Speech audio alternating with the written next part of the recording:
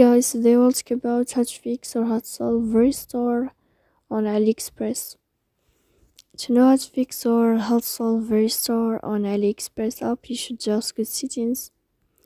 Here you can click on apps, default apps, app settings. Then we enter to the window of AliExpress. After that, you can click on first stop and you can click OK. Here we'll enter to the window of storage. Then you can click clear cache. Don't click clear data because that can cause the errors in your app. And in the end, you can turn off your Wi-Fi.